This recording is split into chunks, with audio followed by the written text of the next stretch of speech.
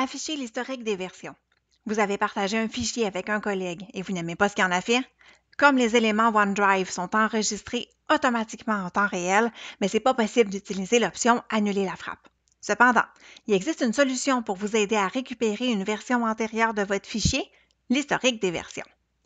L'historique des versions fonctionne avec tous les types de fichiers stockés dans OneDrive ou SharePoint et vous pouvez voir l'historique des versions dans l'application de bureau, autant que dans la version web, dans votre document ou à partir de OneDrive tout simplement, comme vous voyez ici.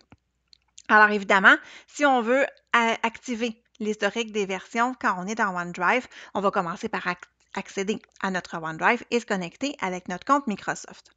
Une fois que c'est fait, on va cliquer sur la petite pastille bleue qui est à gauche du document pour le sélectionner. Et ensuite, on va cliquer sur les trois petits points, les options, et on va sélectionner Historique des versions. Et là, on a le volet Historique des versions qui va s'ouvrir à droite. On peut sélectionner la version de notre choix, cliquer encore une fois sur les trois petits points, donc les options, et ensuite, on peut sélectionner Restaurer, ouvrir le fichier pour voir de quoi a l'air la version, ou supprimer la version tout simplement. Ce qui est possible de faire aussi, c'est de restaurer une version à partir d'un document.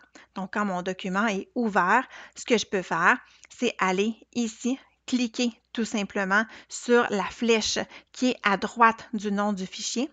Et ensuite, je vais aller cliquer sur « Historique des versions » dans le bas complètement. Et je vais avoir encore une fois mon volet d'historique de version qui va s'afficher avec ma version actuelle que je pourrais enregistrer. Et sinon, je peux aller chercher une version précédente tout simplement et je pourrais avoir le choix, par exemple, premièrement, on va voir c'est quoi la version. Et là, je pourrais choisir de restaurer ma version.